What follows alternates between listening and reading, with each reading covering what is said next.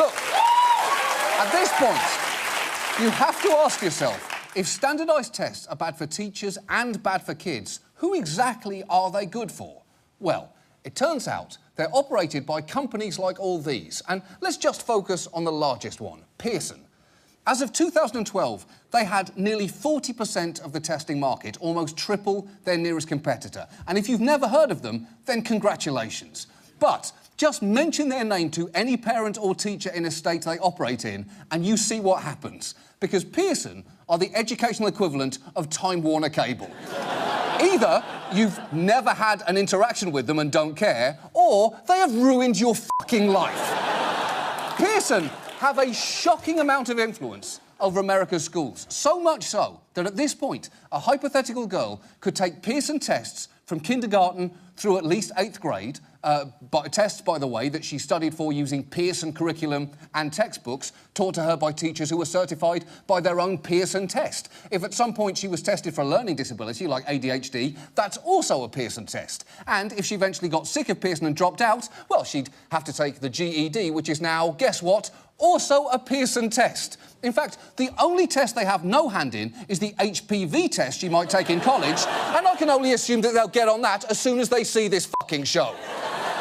Pearson has enjoyed spectacular growth and profits, and yet their track record is littered with complaints concerning technical glitches, slow grading, and even the contents of their tests.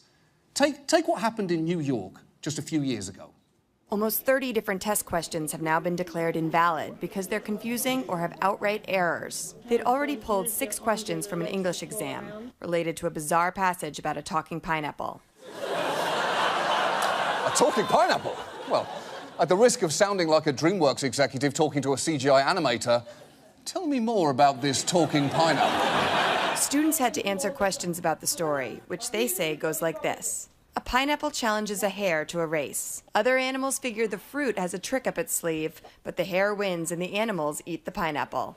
It ends with the moral: pineapples don't have sleeves. I was really confused because I expected a lot more from them. That article about the pineapple and the hare was stupid and absurd. Yeah, she's not wrong about that, because we looked up that test section and we couldn't work out all the answers. That pineapple item doesn't remotely work as a test question. It barely works as a Doors lyric. But it's not just Pearson's questions that are a problem. It's how they check the answers. The company posted this ad to Craigslist. It's to find people to grade the exams. Craigslist. They look for scorers on Craigslist.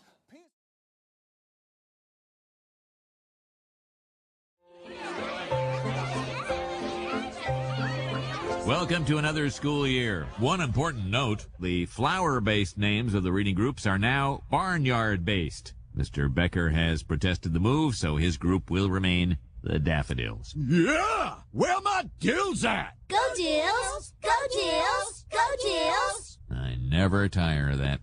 One other announcement. At the end of the month, we'll be participating in the Vice President's Assessment Test. He stinks! We're assessing you, not him. Withdrawn. The BPAT is part of the federal government's No Child Left Alone Act. It'll be a rewarding day of pencil sharpening and eyes on your own paper keeping. Cut the horse bull, Seymour. Your scores on this test will determine how much money this suck shack gets for years to come. So we will spend every moment of the next 2 weeks drilling the questions and answers into your soft little skulls. Shaw is too gregarious, as he's full is too bellicose.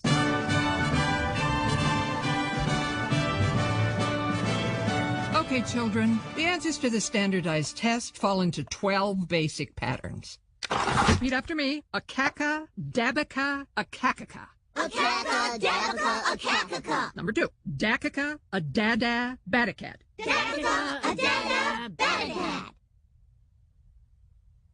Biggest city in Montana. Helena? Wrong. Huh.